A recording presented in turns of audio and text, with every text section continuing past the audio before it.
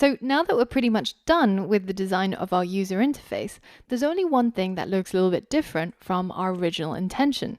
It's the fact that the dice images should probably be in the center of the screen, and it should have a little bit of padding from the edges.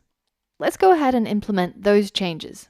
Previously, whenever we needed to embed a widget inside another widget or add another widget somewhere into the widget tree, we've always taken our widget out, say remove our row widget here and all its children, and instead return something like a center widget, which has a child, which is now going to be the row widget.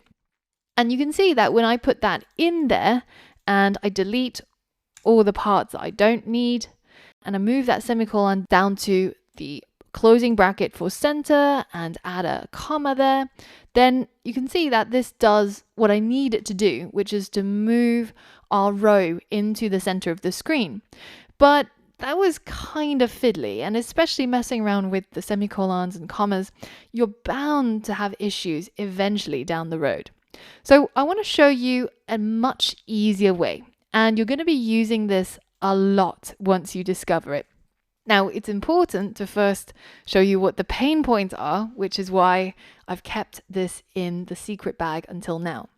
Let's say that we want to do the same thing as we did before. We want to move our row from the top left corner of the body, which is this part below the app bar, all the way to take up the center of the space. So we need a center widget around our row. And essentially, what we want to do is to insert a center widget at this point here. So below the scaffold, but above the row, so that all of the row and the expanded widgets and our dice images are contained inside this center widget. So the widget that we want to embed inside a new widget is the row. And instead of cutting it out and moving it somewhere else before replanting it back here, we can simply select it. So put our cursor anywhere on the word row and then go into our Flutter outline, and we can click on this button right here. And if you hover over it for long enough, it'll tell you this button will center the widget that you've currently got selected. So in the outline, you can see we've got the row selected. When you click on it in the code, it will move the selection in the tree. But this is what we want to select, and we're going to click on this button and it will automatically add that center widget around the row, which is almost like wizardry. The beauty of this is that it'll move the semicolons or commas as needed. It'll add that child property, and we don't have to do anything other than just click on a button. Now, there's many ways of actually getting Flutter to embed or add, and there's other things that we can do automatically as well. For example, if we wanted to embed our, row inside a column, we could simply click on this wrap with column button, and now our row is inside a column. I'm going to hit Command Z to go back before we get really lost in messing around with all the buttons. But another way of doing this is you can simply select the element inside the widget tree here, and you can right click on it to center the widget or add padding or wrap with column, wrap with row, wrap with container. And these are pretty much all of the most common things that you'll want to do. But sometimes you might want to do something that's a little bit more specific, such as what if we wanted to remove this expanded widget out of the tree, but I wanted to leave the image widget where it is. Essentially, I want to simply pluck that expanded widget out of the tree and make the dice one image a child of the row without having an expanded widget around it. Again, normally that would be really, really painful. And over here, you can't actually really do it when you right click, right? What I need is a delete widget. Now, you can get access to that if you click in your code and you go over to that light bulb that shows up. And if you click on the drop down list, you can see, we have more things that we can do. We can remove our widget. We can move our widget down so that this one becomes the second child in the row. and it gets moved over to the right of the row, or we can remove widget.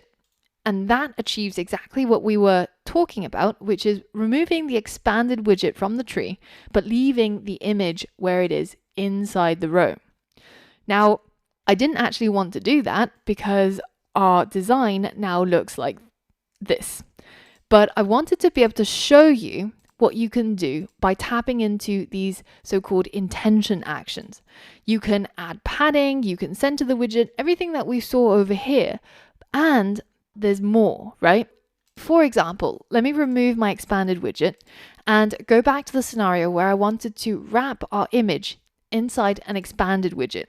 Instead of cutting it out, moving it around, doing all sorts of complicated things, I could have just clicked on the light bulb and clicked on wrap with new widget. And it'll wrap my widget inside a new widget at that position in the tree. And now I get to type expanded, and it does exactly the same thing. My widget is now inserted into the tree, and my image now looks as it should. The light bulb will show up once you click on something that has these intention actions. So namely in Android Studio, if you have the dark mode enabled, it'll be something yellow like center or row or expanded, one of the widgets basically.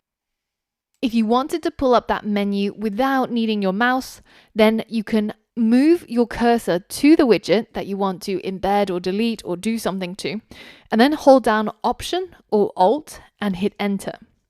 So it'll be Alt Enter for Windows and Option Enter for Mac. And then you pull up that menu anyways. And this will be a really fast way of adding padding, of removing widgets, of doing all of these intention actions. And actually, what I want to do right now is to add some padding around our dice images, so our expanded widgets, in order for it to look a bit more like this. So there's a bit of space in between the images and also from the sides of the screen. So using the intention actions menu that we just talked about, can you insert 16 pixels of padding around both dice so that they end up looking like this? Pause the video and try and complete this challenge.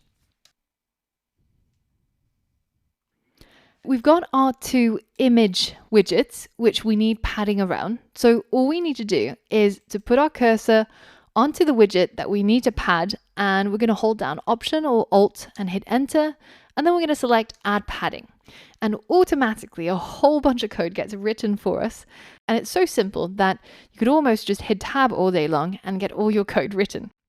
Now, by default, when we insert padding, it adds 8 pixels of padding around all 4 edges, but that's not enough for us. So we're going to change that to 16. And now we have our images nicely padded. And I can do the same thing to my other image, add padding and change it to 16. So now that we've achieved the look that we want, we're finally ready to start adding functionality to our app. So for all of that and more, I'll see you on the next lesson.